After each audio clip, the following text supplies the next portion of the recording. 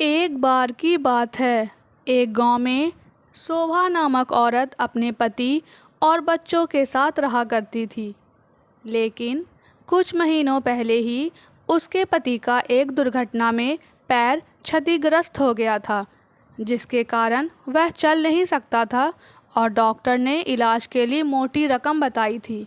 एक दिन शोभा अपने पति के पास जाती है और कहती है, मैं शहर जा रही हूँ काम ढूंढने के लिए, ताकि कोई काम मिल जाए जिससे घर में कुछ आमदनी हो सके। अब राशन भी नहीं है और आपकी दवाई भी तो लानी होगी। मनोहर ठीक है कहता है और उसी शाम शोभा काम ढूंढने के लिए शहर जाती है और उसे एक घर में काम मिल जाता है। शोभा मन लगाकर काम किया करती थी, लेकिन उसकी मालकिन बड़ी नकचढ़ी थी, जो शोभा के हर काम पर नुक्स निकालती थी। एक दिन उसकी मालकिन शोभा से कहती है, शोभा ये लो तुम्हारे 1 महीने का हिसाब, अब तुम कहीं और काम ढूंढ लो। तो शोभा कहती है, पर मालकिन क्या हुआ, मुझसे कोई गलती हो गई क्या?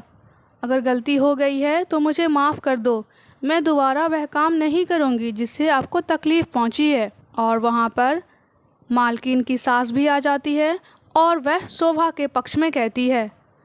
तब मालकिन अपने सासू माँ से कहती है, आप रहने दो, मैंने जो कह दिया सो कह दिया, और वह वहाँ से चली जाती है। तभी माँ जी शोभा से कहती है, बेटी ये मेरी बहू तुम्हारे कामों से जलती है, क्योंकि तुम बड़ा ही स्वादिष्ट खाना पकाया करती हो और मेरा बेटा श्याम हमेशा तुम्हारे हाथों से बने खाने की तारीफ़ किया करता है।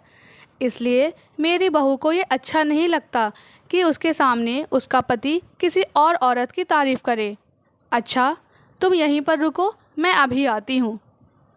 इसके बाद माँ जी अपने कमरे में चली जाती है और कमरे से 10,000 रुपये लेकर आती है। वह पैसे वह शोभा को दे देती है और कहती है, इस पैसे से तुम अपने पति का इलाज कराना और इससे अपना छोले भटूरे का ढाबा खोल लेना, क्योंकि तुम छोले भटूरे बहुत ही स्वादिष्ट बनाया करती हो। और तभी शोभा कहती है, पर माँ जी ये तो आपके पैसे हैं, मैं इसे कैसे ले सकती हूँ? तो माँ जी कहती है, अरे ये सब छोड़ और तो ये पैसे रख, जब तेरा धंधा अच्छे से चलने लगे तो मुझे मेरे पैसे वापस कर देना। और मुझे पूरा विश्वास है कि तेरा धंधा अच्छा ही चलेगा, क्योंकि ठंडी भी आने वाली है और तेरे हाथों का लोग गरम गरम छोले भटूरे खाएंगे तो उन्हें बहुत पसंद आएगा।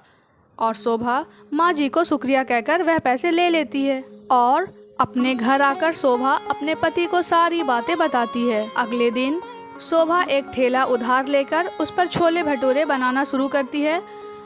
उसके बनाए हुए छोले भटूरे की खुशबू बहुत दूर दूर तक फैलती है और कुछ लोग उसके ठेले के सामने जुटते हैं और उसके बनाए छोले भटूरे खाते हैं और कहते हैं, वाह बहन वाह, क्या ही छोले भटूरे बनाए हैं तुमने, खाकर तो मज़ा ही आ गया, एक और दो और घर के लिए 5 पैक कर दो।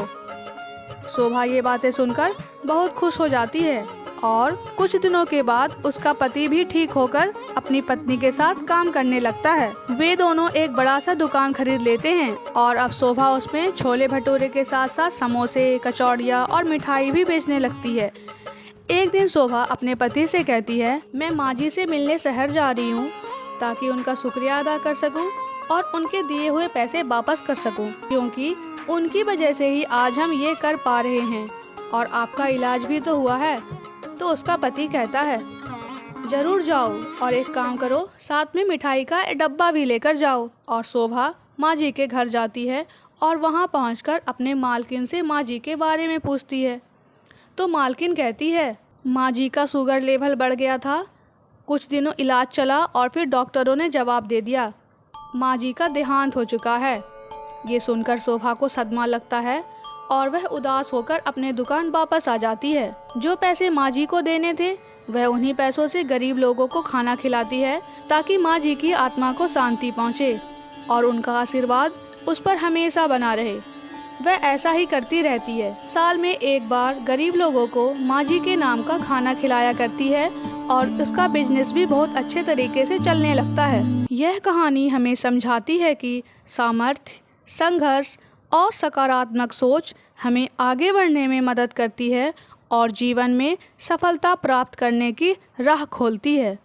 इसके साथ ही हमें दूसरों के साथ सहयोगपूर्वक रहने की भी महत्वपूर्ण सलाह देती है, क्योंकि दूसरों की मदद करने से हम अपने जीवन को और भी खुशनुमा बना सकते हैं।